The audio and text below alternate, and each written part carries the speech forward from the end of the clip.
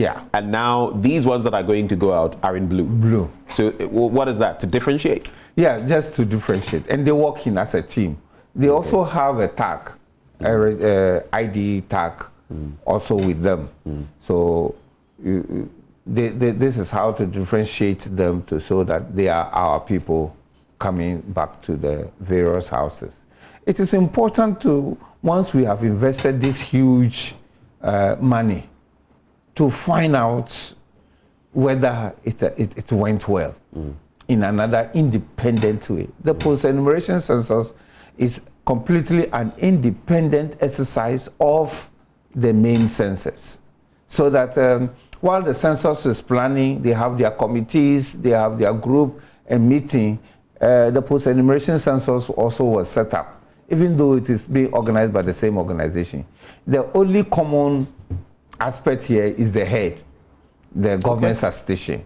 Right. Otherwise, we're completely operating on different issues, and we don't interact. So that we will be at the background and then plan our activities and then go back after the census has finished, then go to evaluate the census.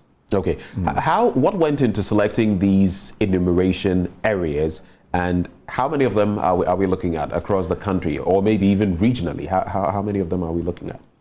Well, across the country, they are regionally representative throughout all the 16 regions. But across the country, we have a total of 498 enumeration areas. This number was arrived at as a result of statistical computation of the number of enumeration areas that will be required to have a fair representative sample. So statistically, there's a method of arriving at a sample size that will be representative of the population. And we use these methods to arrive at that. So we have we have 498 in total enumeration areas across the 16 regions. Now, we've talked about these areas. So were these random choices that were made? Completely random. Completely random? Completely random. It's like rolling a die? Yes, rolling a die. For instance, there are areas now we having some other issues.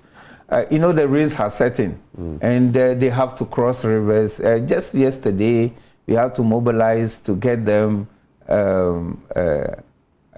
life jackets and engine boats high through the VRA for them to cross into islands where the enumeration area has been selected. Some of them faced problems in the initial bit in some of those areas. Yes, in the initial bit. So we're going there. You see, if you don't completely randomize it, you may not be able to get areas where there were challenges. Right.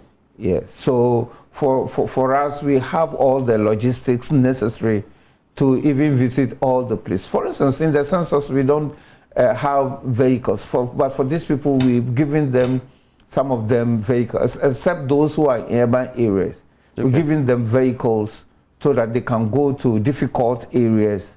And just like I said, areas where it was very difficult to reach during the census, we are trying to get to those areas as well, once the place is selected.